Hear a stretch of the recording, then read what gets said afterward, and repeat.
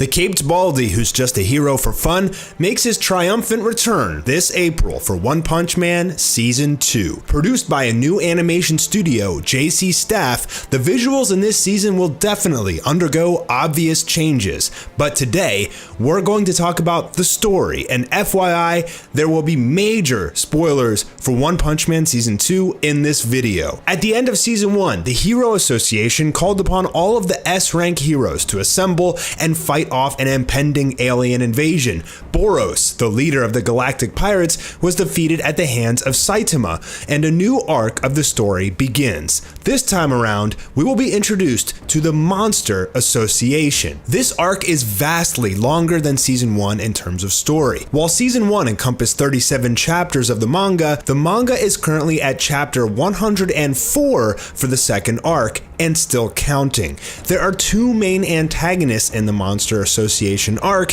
the leader of the monsters, Lord Orochi, and the anti-villain Garo, also known as the Hero Hunter. This season's main emphasis is on the S-rank heroes and Garo, diving into their personalities, strengths, and abilities. We get a variety of character development. We'll dive into them in a little bit, but first, let's see what happens right after Boros was defeated, where the show left off. This season dives into the stories of the majority of the S-rank heroes, starting off with King, S-rank number 7, Earth's strongest man. King actually may not have any powers at all. From simply being in the area where Saitama defeated powerful enemies, the Hero Association contributed the victory to King and moved him up the ranks. He's actually, in reality, a huge coward, otaku, and gamer, and one of the only people that knows about Saitama's secret. He may actually have an ability, as seen later in the series, the ability of superior luck.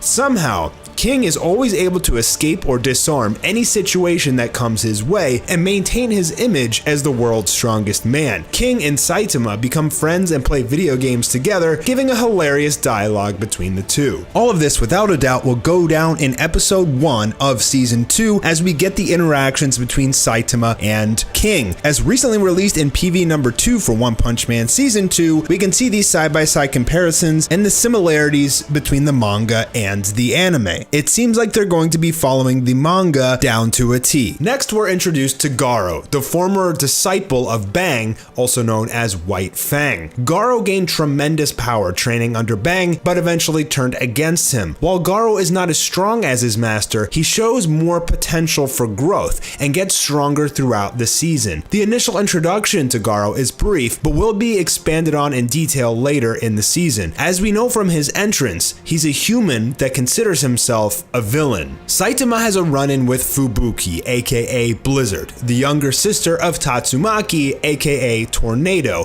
the S-rank number 2. She's the leader of a B-class hero group, and while not as strong as her older sister, does have a decent amount of screen time in the upcoming chapters. However, Blizzard's fight with Saitama gets interrupted as Sonic and Genos square off. It's a short-lived but dynamic and compelling fight, definitely one to raise the heartbeat of viewers. Sonic shows Saitama his ultimate technique, Tenfold Funeral, in which he moves so fast that he creates 10 after images of himself. However, Saitama shows his after image technique, Serious Sideways Jumps, creating literal hundreds of after images of himself, and it's so fast that it literally knocks out Sonic cold. We jump back to Garo, who has begun his quest to take down all S-rank heroes. Starting with Tank Top Master, he's losing the fight, taking severe blows causing him to cough up blood. However, Garo is one that seems to get stronger the more he fights. With an iron will, he never gives up, and he usually manages to pull through after suffering quite a bit of damage. Reluctant to use his master's technique, the Fist of Flowing Water, Crushed Rock, he takes out the entire Tank Top crew single-handedly. He also took out Moomin Rider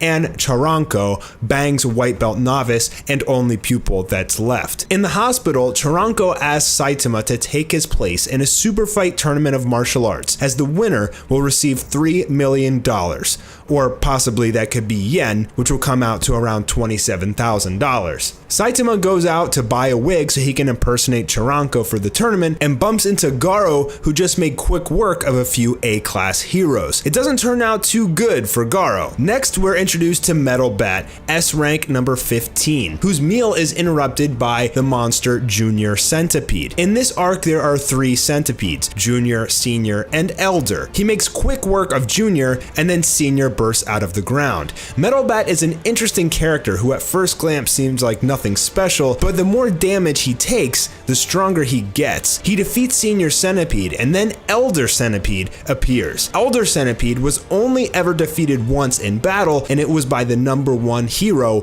Blast. Elder Centipede's skin is nearly invincible. After an intense battle with Elder Centipede, even using his killer move, Metal Bat is sent flying past Garo. After a brief exchange, the two of them begin to fight as Metal Knight appears and takes on Elder Centipede with his massive destructive power. Garo and Metal Bat continue their fight, and Garo notices that Metal Bat is getting faster and stronger as the fight progresses, even though he has broken bones. Both characters battle with flying colors, and it's going to be a true spectacle to watch animated. The Monster Association tries to recruit Garo, but he's not interested, and then more monsters begin to appear all over the city and wreak havoc. Meanwhile, the tournament involving Saitama finally begins. Martial artists from all over will fight in 1v1 battles. Saitama makes quick work of all of his opponents, while a martial arts master, Suryu, is introduced. I believe that's how you pronounce the name. It could be Sui Ryu. I'm gonna go with Suryu. He's a regular human with tremendous skill and strength. As a viewer, you end up rooting for this guy. Meanwhile, giant monsters are attacking the city. Genos and Flashy Flash fight back. Flashy Flash is insanely cool. With his sword and light speed attacks, he absolutely annihilates a giant octopus monster. I cannot wait to see this animated. Genos basically plows through monsters on a murderous rampage, but the enemies he encounters keep arriving more powerful than the last. Eventually, something large comes and defeats Genos